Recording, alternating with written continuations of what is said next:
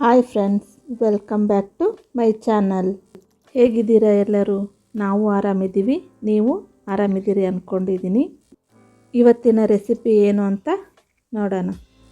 ಇವತ್ತಿನ ರೆಸಿಪಿ ಉತ್ತರ ಕರ್ನಾಟಕ ಶೈಲಿಯ ಬದನೆಕಾಯಿ ಎಣ್ಗಾಯಿ ಹೇಗೆ ಮಾಡೋದು ಅಂತ ನೋಡೋಣ.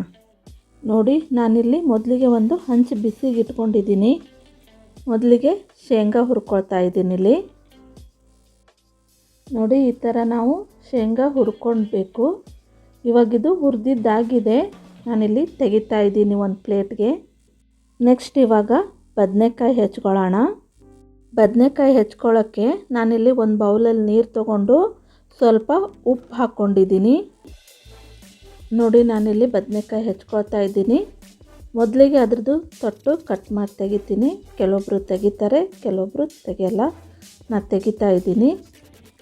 ಕೆಲವೊಬ್ಬರು 4 ಭಾಗ ಹೋಳು ಮಾಡ್ತಾರೆ, ಕೆಲವೊಬ್ಬರು 6 ಭಾಗ ಮಾಡ್ತಾರೆ. ನಾನಿಲ್ಲಿ 6 ಭಾಗ ಮಾಡ್ತಾಯಿದ್ದೀನಿ. ನೋಡಿಕೊಂಡು ಹೆಚ್ಕೋಬೇಕು, ಯಾಕೆಂದರೆ ಬದನೆಕಾಯಲ್ಲಿ ಹುಳ ಇರುತ್ತೆ. ನೋಡಿ, ಬದನೆಕಾಯಿ ಹೆಚ್ಚೋದು ಮುಗೀತು. ಇವಾಗ ಈರುಳ್ಳಿ ಟೊಮೆಟೊ ಹಣ್ಣನ್ನು ಕೂಡ ಹೆಚ್ಕೊಂಬರ್ತೀನಿ. ನೋಡಿ, ಈರುಳ್ಳಿ ಟೊಮೆಟೊ ಹಣ್ಣು ಹೆಚ್ಕೊಂಡಾಯಿತು. ಇವಾಗ ಮಸಾಲೆಗೆ ರೆಡಿ ಮಾಡ್ಕೊಳ್ಳೋಣ. ಮಸಾಲೆ ರುಬ್ಬೋಕ್ಕೆ ಒಂದು ಜಾರ್ ತೊಗೊಂಡಿದ್ದೀನಿ. ನೋಡಿ, ಆವಾಗಲೇ ಶೇಂಗಾ ಹುರಿದಿದ್ನಲ್ಲ, ಅವನ್ನ ಸಿಪ್ಪೆ ತೆಗೆದು ಹಾಕ್ಕೊಳ್ತಾ ಇದ್ದೀನಿ. ಒಂದೊಂದು ಸಿಪ್ಪೆ ಇದ್ದರೂ ನಡೆಯುತ್ತೆ. ಸ್ವಲ್ಪ ಕೊತ್ತಂಬರಿನ ಹಾಕ್ಕೊಳ್ತೀನಿ. ಒಂದು 10 ಎಸಳು ಬೆಳ್ಳುಳ್ಳಿ ಹಾಕ್ಕೊಳ್ತೀನಿ. ಅರ್ಧ ಸ್ಪೂನ್ ಜೀರಿಗೆ ಹಾಕ್ಕೊಳ್ತೀನಿ. 1 ಸ್ಪೂನ್ ಸಾಂಬಾರು ಪುಡಿ ಹಾಕ್ಕೊಳ್ತಾ ಇದ್ದೀನಿ. ನಾನು ಮನೆಯಲ್ಲೇ ಮಾಡಿರೋ ಸಾಂಬಾರು ಪುಡಿ ಹಾಕ್ಕೊಳ್ತಾ ಇದ್ದೀನಿ. ನೀವು ಯಾವುದಾದ್ರೂ ಹಾಕ್ಕೋಬೋದು.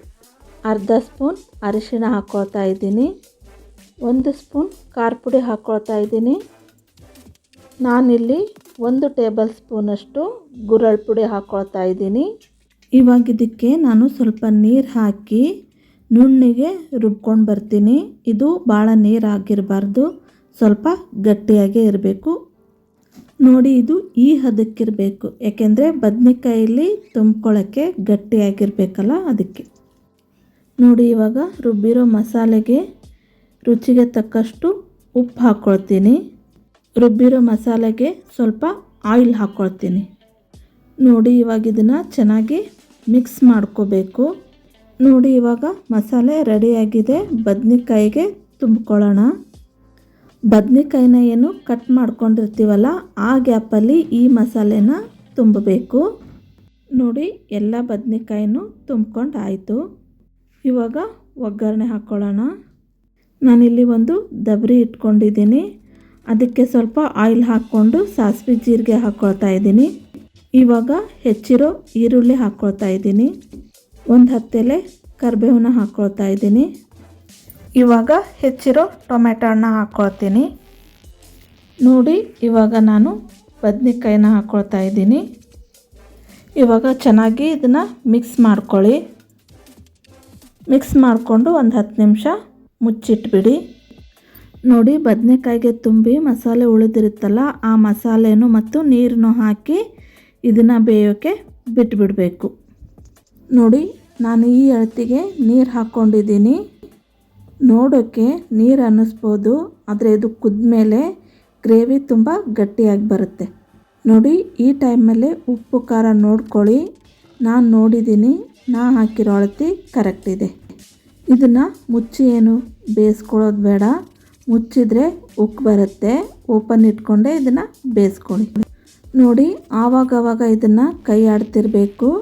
ಶೇಂಗಾ ಹಾಕಿರೋದ್ರಿಂದ ಇದು ತಳ ಹಿಡಿಯುತ್ತೆ. ನೋಡಿ, ಉತ್ತರ ಕರ್ನಾಟಕ ಶೈಲಿಯ ಬದನೆಕಾಯಿ ಎಣ್ಗಾಯಿ ರೆಡಿ ಆಯಿತು. ಇದು ರೊಟ್ಟಿ ಜೊತೆ, ಚಪಾತಿ ಜೊತೆ, ಅನ್ನದ ಜೊತೆನೂ ಇದನ್ನು ತಿನ್ಬೋದು. ತುಂಬ ಟೇಸ್ಟಾಗಿರುತ್ತೆ. ನಿಮಗೆ ಈ ರೆಸಿಪಿ ಇಷ್ಟ ಆಗಿದೆ ಅಂದ್ಕೊಳ್ತಾ ಇದ್ದೀನಿ.